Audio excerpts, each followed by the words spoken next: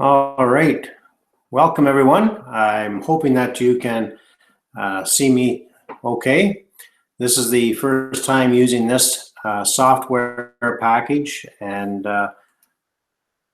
well, anything new, it's a bit of a challenge. So I'd just like to take the opportunity to introduce Jen, who takes care of all the emails, all the techie stuff, and she's just here tonight to make sure that I get this going properly. And we are top of the hour now. So what we're going to do is I have already recorded of the 6 lessons for Module 1. So I'll play that recording, and then at the end of the recording, I'll stop that and open it back up for live Q&A. I do have several questions here that were sent in earlier that I can start the session off with. I'm not sure exactly how the delay works. I believe there's about a 20 to 30 second delay between what you type in before I see it, and then for you to hear my answer. So I'm not sure how that's going to work. We'll just play it by ear and see. Anyhow, let Jen go here tonight, and we'll get the presentation going here momentarily. So don't run away yet there. Okay. Sorry, what was that? Is it recording? No, it's not recording. So let's start the record button first of all. Thank you. All right, so this is being recorded, and we will post it on the university site, so you can go back and review it anytime you wish, or if you miss this one or future live chat webinars, they will be recorded.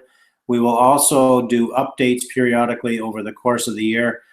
Depends on the number of new students that join the program over the course of the year, as well as the number of questions I receive on an ongoing basis. If I get lots of questions and I feel it's worth having a live webinar, then I'll just set up a live chat for everybody to attend and benefit from those questions as well.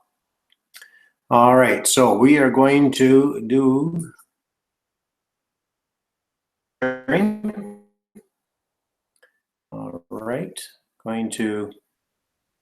I'll have to, oh yeah, no, it's already going. You're right, thank you. And then we'll do this and hit play. So again, we'll be back as soon as this recording is finished playing.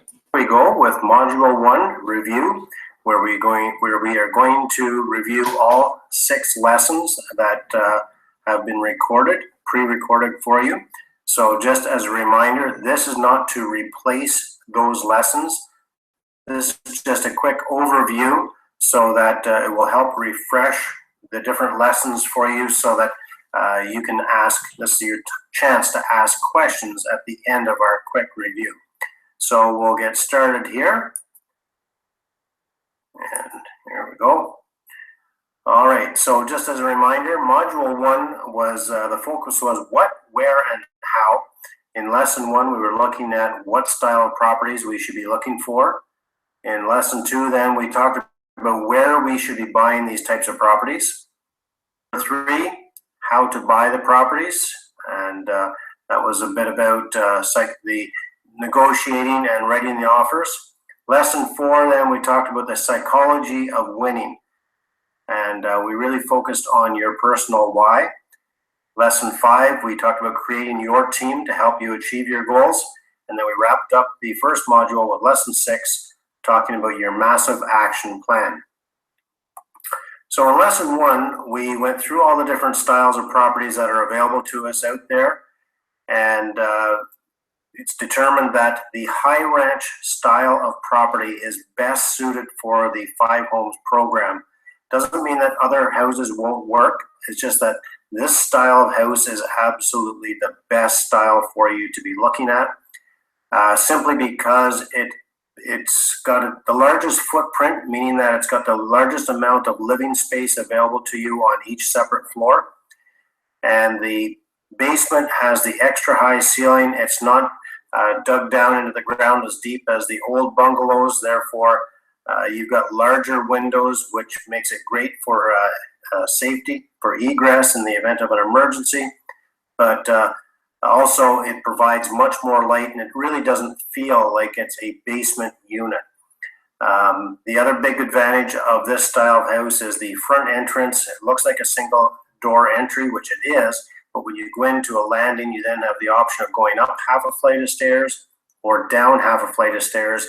And at that point, you can create separate some separation between the two units so that you can walk through the front door and then each have a secured entry into the other area. So that's the style of property that has been determined to be the best for this 5 homes to freedom model. We then looked at the price range of the houses, and the price range is also dependent on the rents that you can get. So when you factor everything in, you're pretty well looking at the middle income individual, and what they can afford and expect to live in is going to be a house in the price point of $250,000 to $400,000. Now, of course, this is going to vary from city to city. The bigger markets like Toronto, Vancouver, and down in the US markets like New York or LA, you're obviously going to have much higher price points. And this program may or may not work with those high price points. It may work simply because with the higher, also have the higher rents. So it's all relative. But on average, we're looking at the price point of $250,000 to $400,000. With that price point, you can expect to achieve this type of cash flow. And again, depends on the market conditions. When you look at a market up in northern Alberta, Fort McMurray area, where housing is a premium, the rents up there are going to be 2-3 times what you see here in this example, but the price point is going to be twice as high as well. So again, it is all relative. What you're looking for, though, is to net out cash flow in the $650 price point, in that range. Next, we talked about where you should be actually buying, what city or neighborhoods, and we looked at all the different income levels and determined that the middle income bracket, again, is the market that you should be looking at for a variety of reasons, but that is the price point that's the most affordable, the most attractive. It's also the price point with the most number of homes available as well. So it just makes sense to stay focused on that bracket. You also want to look in neighborhoods with features that highlight low crime rates. You want lots of parks and schools close by for the families, and you want shopping that's easy to access for people without cars or who are without cars or relying on the public transit. Speaking of public transit, you also need to keep that in mind that in a lot of cases, seniors, they're downsizing, they're getting rid of their cars and whatnot, or maybe new young couples just starting out, they may not have vehicles and they rely on transit. So you want to make sure that there is good public transit to support the property where you're going to be buying. These are just some of the features that you're going to be looking at.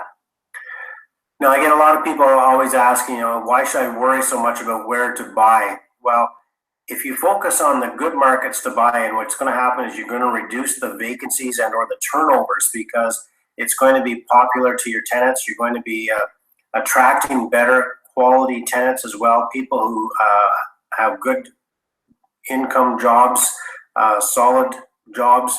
So you're going to be able to charge premium rents because it's a desirable area to live in. You'll be able to maximize the appreciation.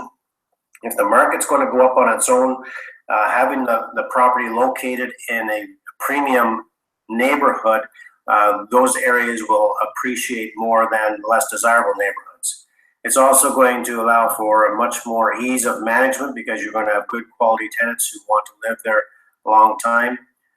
The affordability as well, so you're looking at the middle income bracket and affordability compared to the rents that you can charge, and it just maximizes the profitability of the entire property because you're actually drawing from all of the different profit centers in that particular house. So you're gaining from the appreciation. which will help you with refinancing the property in the future or selling the property in the future. It helps you with the cash flow. It's just going to be able to charge those premium rents. Instant equity, if you're able to get a good deal on the property in a really good neighborhood. Principal reduction, depreciation, those are standard. So you just need to understand where the profit comes from to understand where you can get the biggest bang for your buck.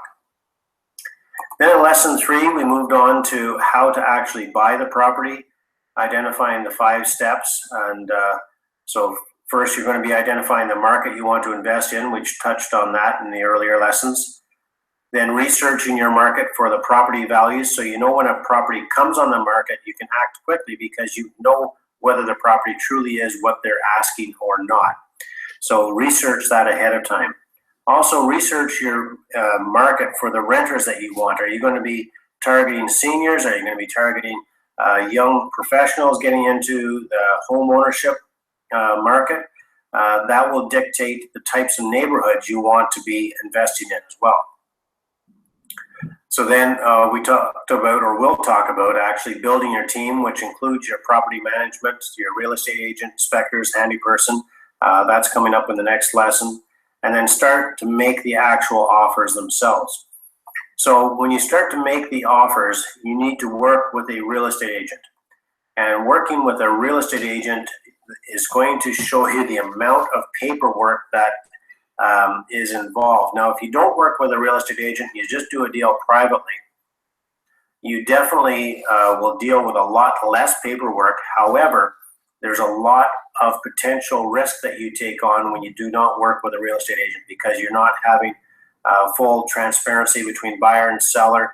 The seller may not be telling the full truth, and you've got no protection there. You've got no representation to help guide you through the process to help you decide whether that's a good deal or not. So it's definitely worth your while to work with a real estate agent. And the paperwork that the agent has to fill out is very intensive, extensive as well. So be patient with them. It's not something the real estate agents like, but they have to complete all this paperwork. It's the rules that they have to follow. Then we talked about the representation with respect to a real estate agent, who's the agent representing, dual representation, how that all works, and what you should actually expect from your agent, and equally what you should not expect from your agent. So a lot of people have the mindset or belief that simply because the real estate agent has a real estate license and they're licensed to sell real estate, that makes them an expert. It can make them an expert in filling out the paperwork, in marketing, sales of homes, etc., but it does not make them an expert in all fields, especially in the field of investing. So don't expect your real estate agent to be very knowledgeable with respect to anything creative. What you should expect, though, is honesty and complete representation and knowledge, complete knowledge of the market that you're looking to be investing in as well. Then when you actually get to writing the offer, this sort of really challenges a lot of people and a lot of agents as well. You know, do you actually visit the property first or not? Over the past year, I've been working with a student who has missed 3 deals because he wants to go see the property first. And as a result of that time that it takes for him to arrange the visit to the property, actually go to the property, assess whether it's of any interest or not, somebody else has made the offers and bought the property from under them. So this is something that takes a little bit of getting used to, and when you write the offer, you just simply write in there, one of your clauses is going to be subject to viewing of the property within 3 days after acceptance of the offer. And for any reason that you do not like the property, you can get out of the contract at that point in time. Then we talked about what price do you offer. A lot of investors want to get the absolute best deal, and I understand that. I want to get good deals as well. But you always have to leave, well, you don't have to, but I suggest you leave something on the table for the other person as well. Make it a win-win for both sides. because you never know what that other person has to sell in the future or when you'll be dealing with them ever again in the future. But the bottom line here is with this program, you don't have to steal properties. You don't have to get really smoking hot deals. Is it better if you can? Sure it is. But the program is designed to work with you paying fair market value for the properties. So just be fair out there. Typically, depends on the market conditions. Right now, where I'm living, we're in slightly a buyer's market, meaning that there's more properties on the market than there are buyers out there. So there's quite a selection for the buyers. So the buyers feel they don't have to pay full price. And they're coming in at they're selling anywhere between 95, 98% of the asking price. And their initial offers are anywhere between 90 to 95%. When you are in a different market and it's a seller's market, then sometimes you may have to go in at even above asking price in order to get that property. Actually, just this past week, one of our students had to go in. There was multiple offers on a raised ranch. They're in the program. They wanted the house. They felt it was priced right. Even if they had to pay full price for it, they felt it was a good deal. And I suggested that they go in at $5,000 above asking. And as a result, they did get their offer accepted because they went in above asking price. So it all depends on the market, depends on the ability of the agent to guide you through that process as well. How much is your deposit? The deposit legally can be as little as $1. However, nobody in their right mind is going to accept $1. And again, a lot of investors who have been taught by the big American-based companies have been taught to put as little down as possible. You know, if they can put $100 down and get away with that, that's great. The challenge with putting down small deposits, anything under $1,000, the challenge with that is the seller and the seller's agent is not going to look at you with any level of not respect, but they're not going to take you serious. So you don't want to rock the boat right off the get-go. I mean, you could go in with a single family house, $1,000 would be the bare minimum. You can expect to put down or have to be asked to put down as much as $5,000. So you might want to put $1,000, $2,000 down, and if they come back with a $5,000 deposit, the way you can get around that is say, no, I'll give you $2,000 now, and I'll give you an additional $3,000 upon removing of conditions. Because at that point in time, you're actually going to be buying the property anyhow. Then we talked about the terms and conditions, and for every purchase and sale, you should always have a conditional upon financing and inspection at the bare minimum. And these two conditions should be subject to your approval. And this is how, you know, if for whatever reason you don't like the financing terms or you don't like the condition of the property, then you can get out of the contract. You can also add in many other conditions depending on what the condition of the property is or the circumstances surrounding it. So once you've got the offer accepted, you know, now what do? Well, you've got your week to 2 weeks to do your due diligence, which means fulfilling your conditions, trying to get the financing, making sure you can get insurance, running it past your lawyer to make sure everything's good, doing the inspection to make sure the property's in good condition. Before you remove the conditions to accept that property, you may or may not want to renegotiate. The key here is that if there's no major issues with the property and or these major issues have been identified before you actually made the offer, then there's really no grounds for you to renegotiate. Now, it happens very often, but from the legal perspective, you can't walk away from a property just because you don't like the condition of the property unless it's a major issue. It is a legal binding contract, and if lawyers get involved, they can hold your feet to the fire.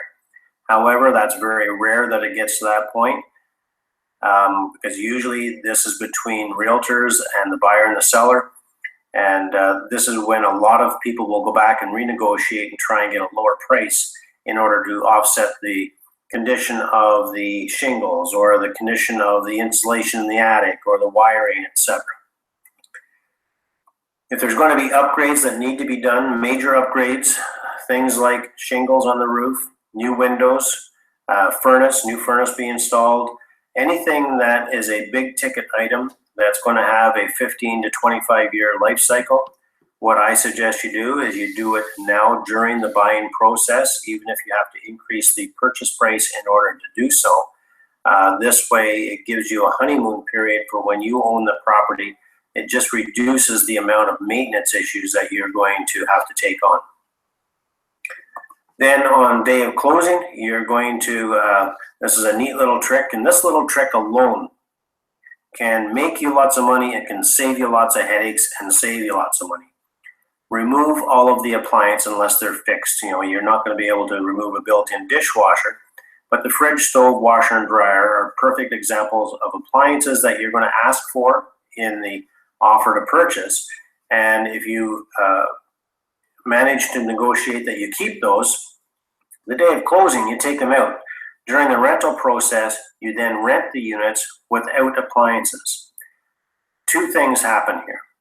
When you rent the units without appliances and the tenants have to put their own appliances in, you now have no responsibility for the maintenance of their fridge and stove. When a fridge breaks down, that's usually a $500 or $600 fix because you end up having to put in a new fridge.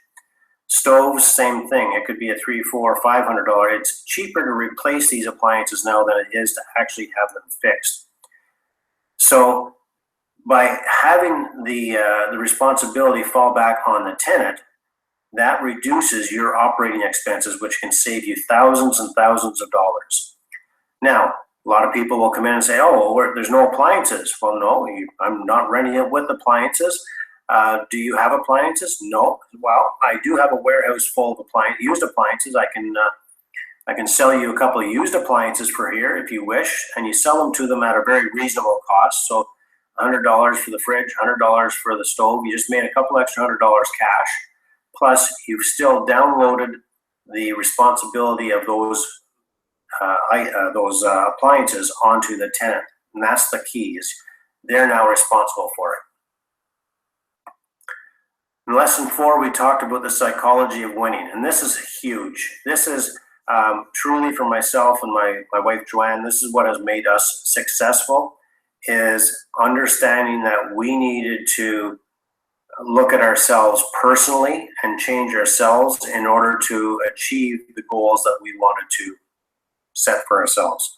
So we talked about the whole focus here is talking about your why and your goals. So we started off talking about creating a vision, a 5-year vision, how to create this vision. Went through the process of creating a vision board. And then we also talked about your why. What's your motivator? What's going to drive you? What's going to keep you going when the going gets tough? And if you're like me, and I think most people are, for many, many years, when I came up against some hardship, I would fall back into my comfort zone. And I don't like conflict, so I would fall back. I'd pull back instead of pushing through and persevering. Well, this is what I realized. If I needed to achieve the bigger goals in my life, I needed to push through. And I discovered my why, and I've shared with you an exercise, which is a really neat exercise. I highly recommend that you do this to help you discover your own personal why. So this why is, as I say, extremely important for you to get to know. Then we talked about setting your goals. We didn't spend a whole lot of time on goal setting because there's just so many different plans out there. It's very easy.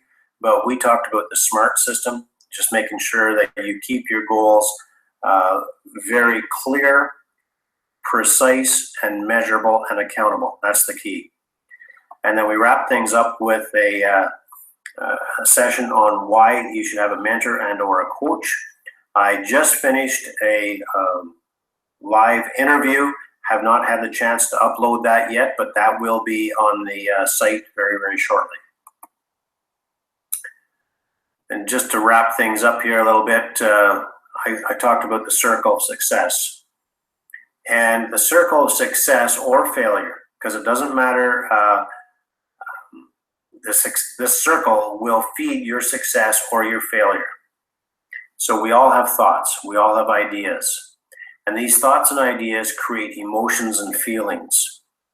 The emotions and feelings can excite us. They will cause and inspire us to take new actions. So we take new actions which produce new results. And these new results will then reinforce those new thoughts, which encourage us to have bigger thoughts, bigger dreams and goals. And it just keeps going around and around. So that's the circle of success. Unfortunately, for most of us, what has happened is self-doubt steps in, and the fear, the fear of failure, the fear of humiliation. And when these fears and self-doubt step in, we fail to take the actions and we fall back into our old comfort zone. And we get the same results we've always gotten in the past. Those same results are going to reinforce our original thoughts, and we're not going to move forward. We talked about our team and the people that you need to have on your team to help you achieve your goals.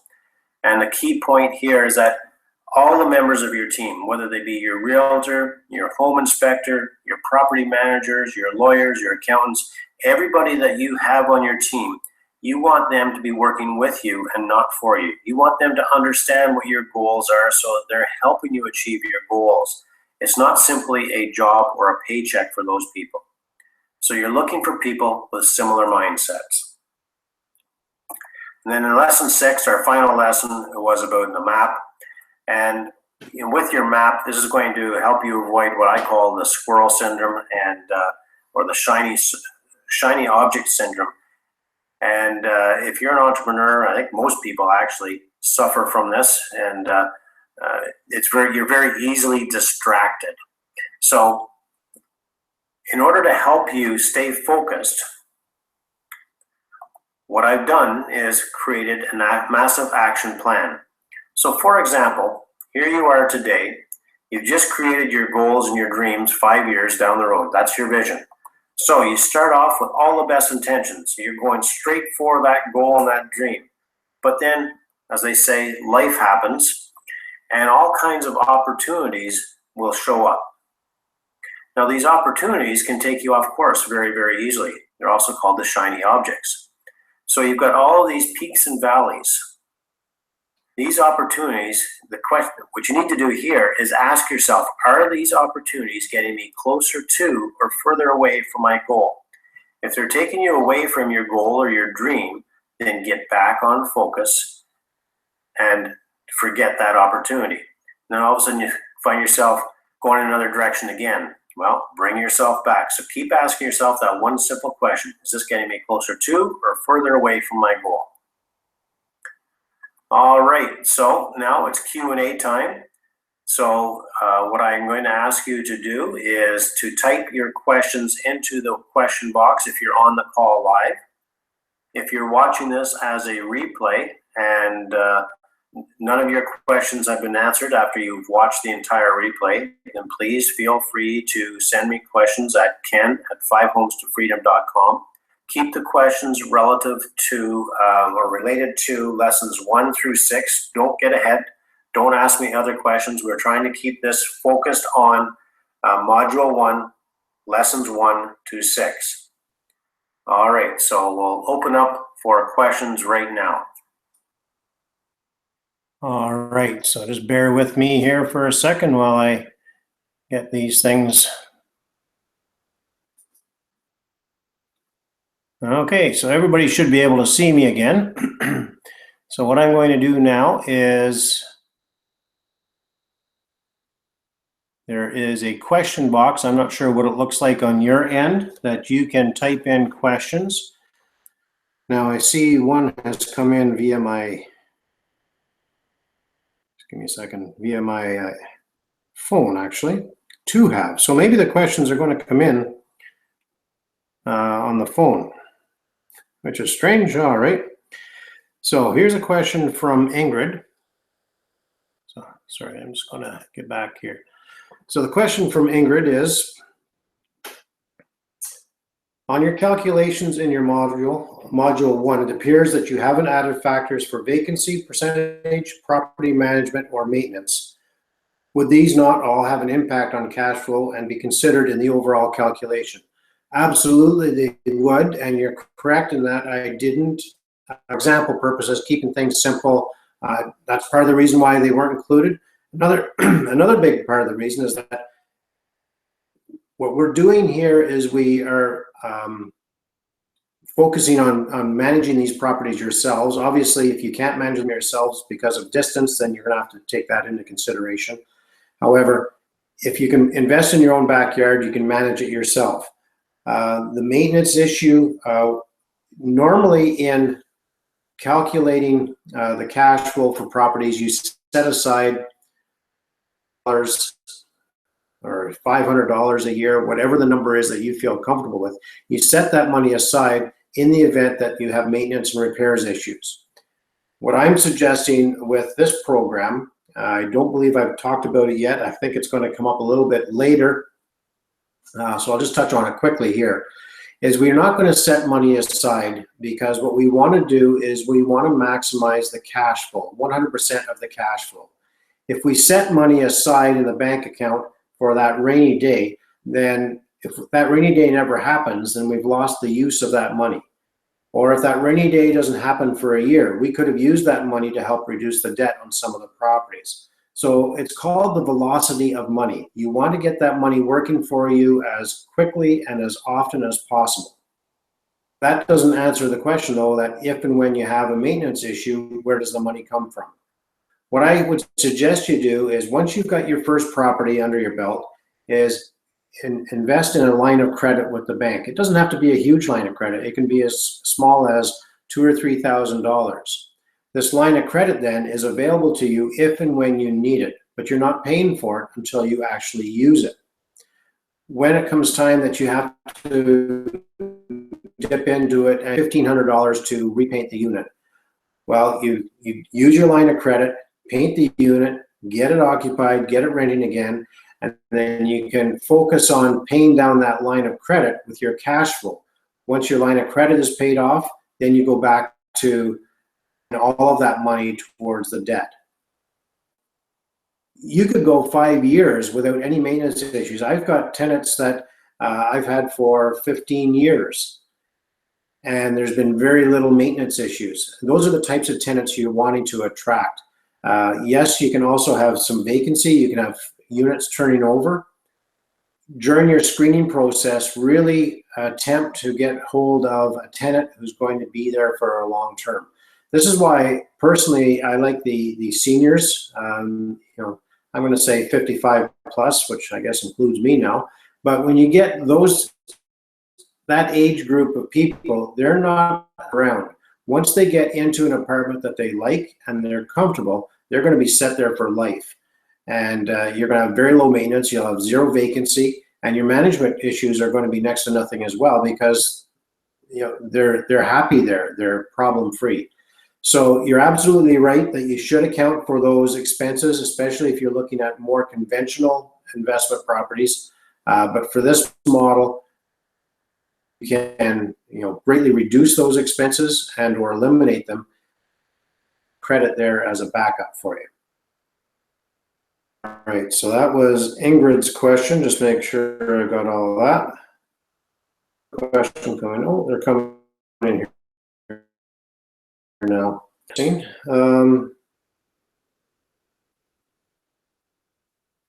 Oh, there was a question from Jen to see if this is working. Yes, it's working, Jen. Okay.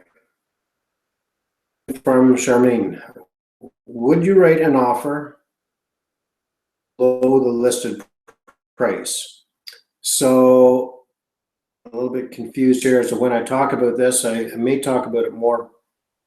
I can't remember. Anyways, would I make an offer for less than the listed price? Oh, absolutely. It really depends on the market conditions, and the market conditions are fluid. So, and also the market conditions in my area can be very different than the market conditions in your area. So, for example, right now where I live and invest, we're in what we consider a buyer's market. It's not horrendous. And what that means is that there's more properties on the market, people wanting to sell, than there are buyers. So the buyers have a larger selection of properties. The challenge then is that, that's for the average, not the average property. What we're looking for is that raised ranch style house. And the student I mentioned earlier that just purchased a property, what they were looking at is a raised ranch. They've already missed one. They put an offer in on one a few weeks ago, and there was multiple offers because there's other people like themselves who recognize that's a good property for an investment property. They want to do the same thing. So now we've got we actually have a seller's market for a unique property. Those properties are very popular. Same thing with a good rental property. If you were to throw a triplex up, as long as it's priced well, it will sell very, very quickly. So it all depends on the situation. If you want that property and it makes sense, I have no problem offering full price. And in the case, with Drew and Susan just this past week, they actually went in at $5,000 above list price. So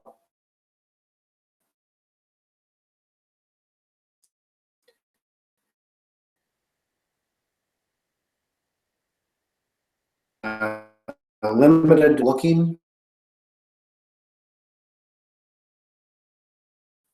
for anywhere between 95 and 98% of the asking price in what they call a balanced market, so a regular market. So to go in with your initial offer around 90% of the value, that's a reasonable starting point. If you were to go in at 80 or 85%, the challenge going in so low is that you're going to insult the seller. They're going to want to sell to you no matter what you can, for a decent offer. The realtor is not going to take you serious as well, the selling realtor. So you have to be careful not to insult people. You want to be able to keep people happy and work with them. So hopefully that answers that question. Oh, that's the same one. Okay, so keep those questions coming in. Apparently they come into my phone. All right, in the meantime, I've got some other questions that came in earlier by email. So this is Dav from Victoria, BC, and he was saying that there's no high ranch style properties that he's aware of in his marketplace. And that could be very true because there's different building styles across the country, and if there's no high ranch style in your market, then you'll have to look at the next best thing, and the next best thing is probably going to be bungalows. And the reason why the bungalow would be the next best thing is because of the size of the footprint of a bungalow. It creates more living space down below. A bungalow, older bungalows are going to be quite low, and the windows are going to be small, which means that you're going to have to cut through concrete in order to make the windows legal, make them large enough. And in order to make it meet current codes, if it's not already suited, and you have to go through the suiting process with all of the permits, then by the time you're finished with all of the regulations, your ceiling height might be so low that it'll work for somebody like myself at 5'7", but anybody 6 feet or higher, it's not going to be very appealing for.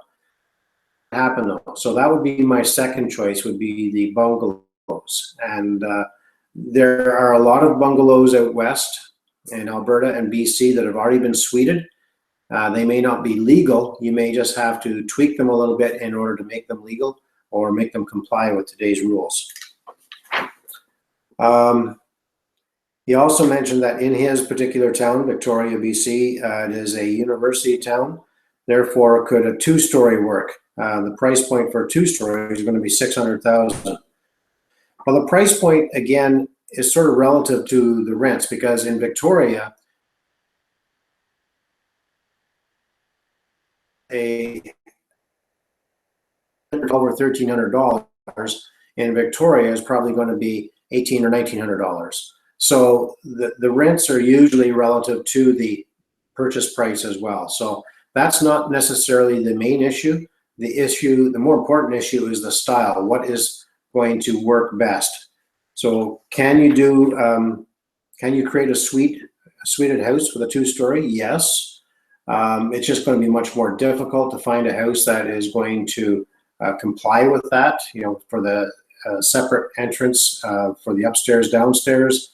Then you're going to have to run plumbing upstairs if you're trying to create a separate unit upstairs. So there are ways of doing it. There's always a solution. That's the way I look at it. There's always a solution. And maybe in your particular case for the university, actually, I have a student in Ottawa who is following the 5-home strategy, but he's not buying suited houses. What he's doing is he's buying houses and he's converting them into student rentals. So he'll put an extra kitchen in and he'll have a couple extra bedrooms in the basement, and he'll make a 3-bedroom house into a 6 or 7-bedroom house, and he'll rent them out to students and make that property cash flow, use the equity or the cash flow profit to pay down the debt quickly. So it's the same concept, just a slightly different model. So I hope that answers your question, Dav. Let's check in here, make sure we got no more questions. Okay. Brian has sent in a question of how to find a good realtor. Like, how do you go? What's the process of finding a good realtor? That's tough. I'll share a couple different ideas with you. When I was looking at, investing in a market that was not close to my home. So it was about at least a 6-hour drive away. And I had no contacts in that city. It was Sault Ste. Marie, actually. So what I was doing is I was going to drive up to Sault Ste. Marie. I was going to interview some realtors. I was going to interview some handymen, because I went on to the website. At that time, I was just looking for rental properties. That was my goal. And it was very early on. So I identified that Sault Ste. Marie had a lot of really good rental properties. So now I had to start building my team. With respect to the realtor, what I did was I went through the MLS, I identified realtors who had a lot of the listings that I was looking for. So then I approached those agents. So my theory or my belief at the time was that an agent who has lots of listings is a very active agent. And being in the game now and seeing what Joanna's doing, she's a very successful agent. She is one of the top 3 agents in our community. And all 3 agents have probably 90% of the listings in the town as well. So if you want to find one of the top agents, look for the agent with the most listings. Don't just focus on the one agent though, because in a neighboring town, there's one agent that has a lot of listings, but she's an absolute piece of work to work with. And she doesn't have a great personality. So you approach these individuals, you arrange a time to meet them, sit down with them, explain to them what it is you're wanting to do, what your goals are, see how they react to you, see whether they give you the time of day, see whether they're willing to commit to you and work for you. But if they're willing to commit to you, then you have to be willing to commit to them as well and give them a chance. What you don't want to do is in a city the size of Edmonton, for example, where you have 1 million people, you could probably go with 2 or maybe 3 agents. You could go with one in the east, one in the west, and one in the north end. Without stepping on each other's toes. But you make sure that the other agents know that you have these agents working for you as well. So it's more about getting a good feeling for them, whether you like them or not, whether you feel you can trust them, and then how do you feel about their level of knowledge? What information are they sharing with you? Are they giving you details about the community? Do they know the prices? So once you feel comfortable, then you just give it a shot. Go with it and see how it works out. And if it doesn't work out, then you can move on to another agent. What I don't recommend you do is sign one of those contracts where you are then committed to that agent for an extended period of time. I understand the concept of them, and I don't mind signing one if it's to go look at a specific property or a specific neighborhood for a very short period of time, but I'm not going to commit to signing a document that ties me to another realtor for 3 months in a geographic area the size of the entire city of Edmonton. If we have a falling out, we don't like each other, it means I can't buy anything. If I do buy something, I have to pay that individual a commission. So don't sign those documents. So I hope that helps Brian. All right, Tim has a question here. Well, before I get to Tim's question, there's another one that came in via email. Charmin again. Okay, how would you convince the tenants to get their own appliances? They might go to rent another property which is coming with all of the appliances. Well, that's true. That's a fair question. But even if you can sell them the appliances for $50 and tell them that you'll bring them in and you'll put them in, and or do a rent to own on the appliances, so long as they become responsible for them. You don't tell them that they're responsible for them. You actually tell them that, they're your appliances. When you leave, if and when you decide to leave, you can take these appliances with you then. They're yours. You'll never be able to buy, these nice appliances anywhere else for less money. So actually sell them on the benefits of owning the appliances themselves. And the plus side to this is that they're going to take better care of them as well. They should take better care of them. The types of clients that we are attracting or attempting to attract into the Five Homes program are going to be better quality tenants. They're paying higher rents. They should be cleaner and be more aware of taking care of their properties better. So, it's not the end of the world if you include the appliances. It's just that it's a really good way to reduce your operating expenses and the headaches because the funny thing is these appliances never break down on a Monday morning at 10 in the morning when you can call the appliance person or when you can send somebody over to deliver a new one. It's always on a Saturday evening or a Sunday when it's your time off and you can't get services as well. So there's the convenience factor, and then there's just the cost saving factor, which is huge. Great. Okay, no more questions there. That's good. Okay, so Tim had a question. It's to follow up with the appliances. I don't get why removing the appliances, why you would remove the appliances. It seems like a lot of work. Again, you don't have to remove the appliances. Simple as that. You don't have to. However, as an example, this comes from years of experience, and we owned a property that was it was a 2.5 hour drive away. So when there was issues with the property, we did have a management company. We did have an on-site as well, but there were still times when we had to make a drive down to that property ourselves. And these were 54 townhouses, 2 and 3 bedroom townhouses that we owned. And none of them had appliances, no fridge, no stove, no washer and dryer.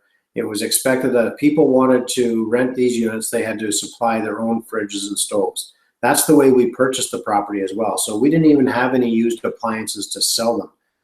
They had to go out and get their own used appliances if they want them. The beautiful thing about this, though, was that we never received one call about the dryer not working, about the fridge dying.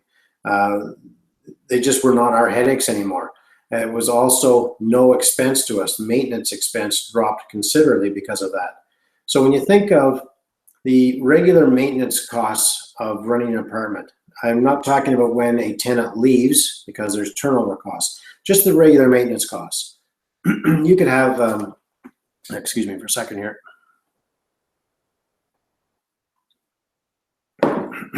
You're going to have a situation where leaky taps, a toilet gets plugged. There's certain things that are going to happen that you can't really avoid.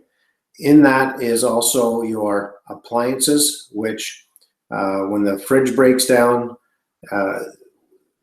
appliances are disposable these days. It's not like the old days where a fridge would go for 30 years and you fix the compressor or you fix a seal. Today, when a fridge dies, to send a serviceman over costs $100 just for them to go take a look at it.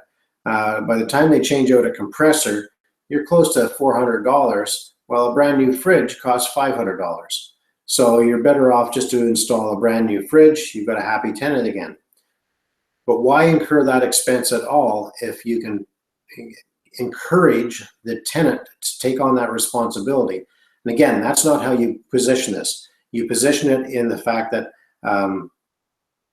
Mr. and Mrs. Tenant, You supply your own appliances. That way you can get the size of appliances you want, the condition you want.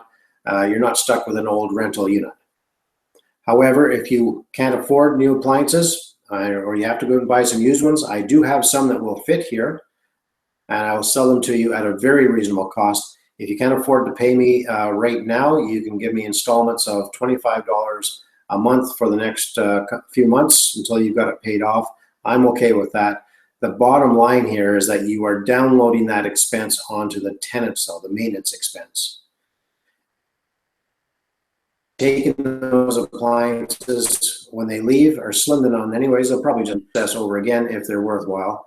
And hopefully, I mean, if they stay there and they own the appliances, they're planning on staying there for a long time as well.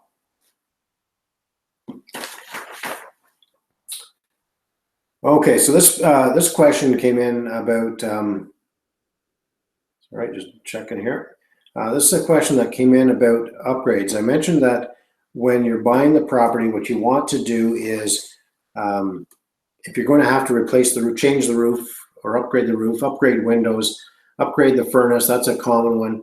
Try and do it during the time of acquisition, because then that can be rolled into the financing of the property. Now, that doesn't include, obviously, if you're buying a single family house and you're converting it into a suited house. If you're going to have to invest $40,000 into it, you can't expect the seller to do that for you.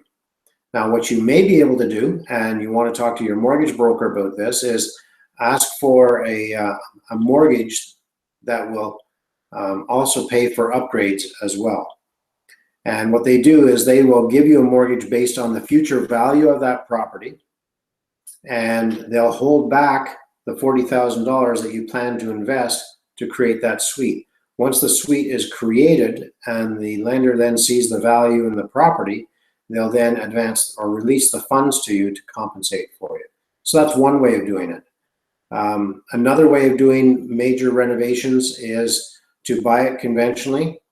If you can get the furnace changed, if you can get some of the windows or some of those major capital costs changed during the purchase of it, like re-shingling the roof would be a perfect one as well.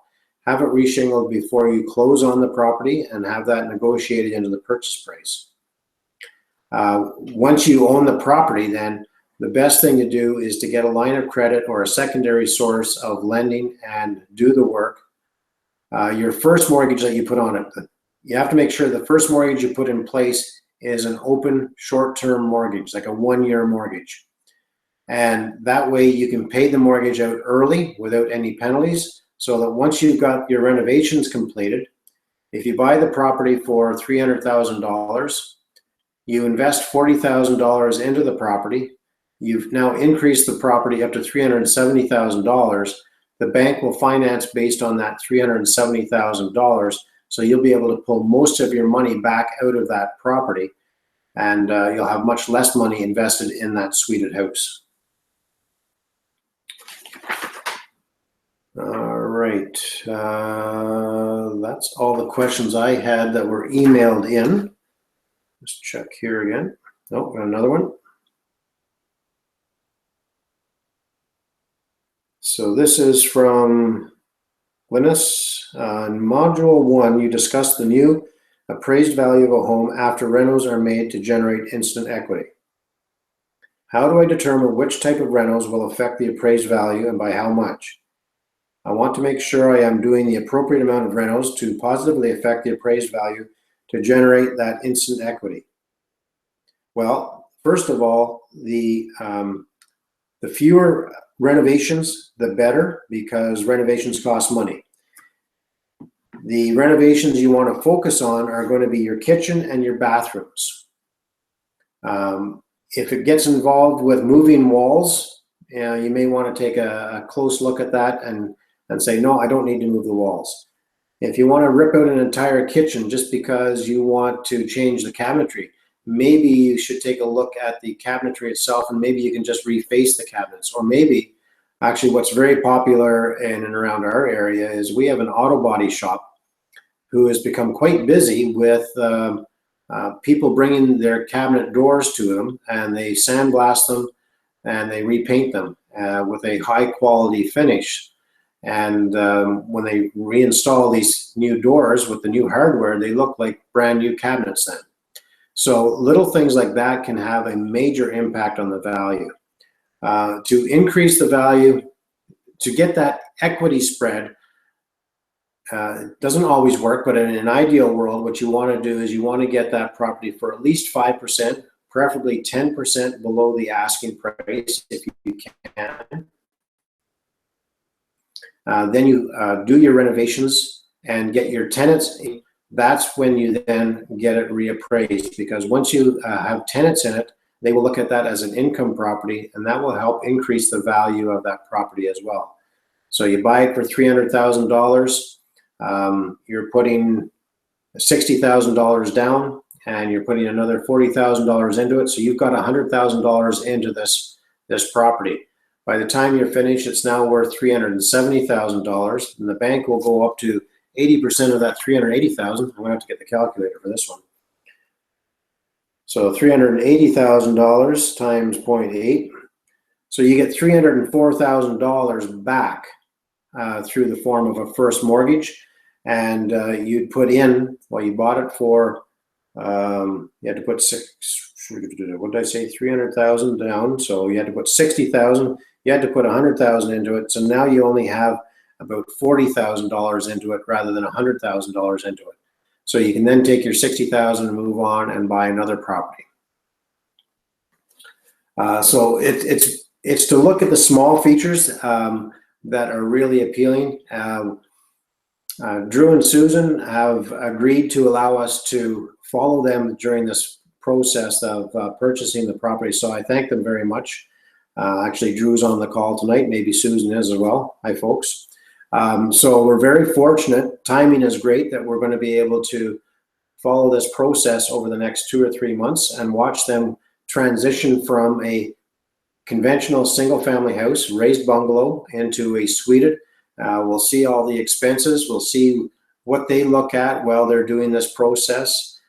They just finished one last year as well. It was just the one anniversary, actually, a week or so ago of this property. And you know, they installed a brand new IKEA kitchen, which just, it's jaw-dropping when you see it. Yet the expense is no greater than going to some other kitchen manufacturer that you're going to pay 50% more. So being aware of how you're spending your dollars is critical. Spend as little as you can to get as big a bang as you can as well. There's also a lot of good used secondhand stores that you can get some materials from. You want to make sure, though, that you're not getting what appears to be and looks like used stuff and install it into a unit that's just been freshly rehabbed and expect to get top dollar for it as well, unless the market can bear that. So again, each situation is unique and different. Oops, sorry, close that. It's also interesting, it's important to get the right appraiser, and it sounds a little bit silly, but and it may or may not work for you. It depends on the markets.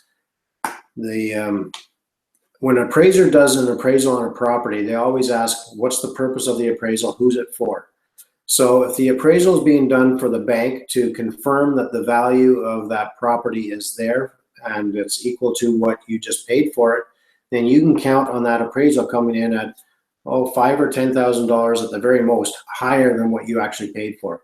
So if the house is listed at $350,000, you buy it for $340,000, but there's other comparables out there in the market that can justify a $370,000 price point. The appraiser is not going to come in at $370,000. They're not going to come in at $350,000. They're going to come in and say, yeah, it's worth $340,000, $342,000. They're going to be conservative. They're always going to be on the low end to protect their butts so that they don't get sued by the banks in the event of a foreclosure. So that's one way of looking at it. Now you hire that same appraiser and say, Mr. or Mrs. Appraiser, I want you to assess the value of my property for refinancing. I want to put a second mortgage on it. Therefore, I want the highest possible value that you can substantiate. In other words, I don't want you to lie. I just want you to give and use the highest comparables. So now all of a sudden, that same house could come in at a price point of $360,000, $365,000, maybe even $370,000. yet it was on the market for only $350. So the appraisers have this leeway. They have this range that they can operate in, but you have to be able to, first of all, know how the game works, be able to express what it is you want from the appraiser, and have an appraiser open-minded enough to listen to you. I recently just refinanced a property to pull equity out to do something else. And in this particular case, I didn't know the appraiser. It was a new company. I couldn't get the one that I wanted to use. So I sent her an email. I said, here's what I would like. Here's what I want, why I want it. And actually, here's some properties in the area that I've just sold recently that I think would be good comparables for you. In the end, I believe it should come in around $140,000.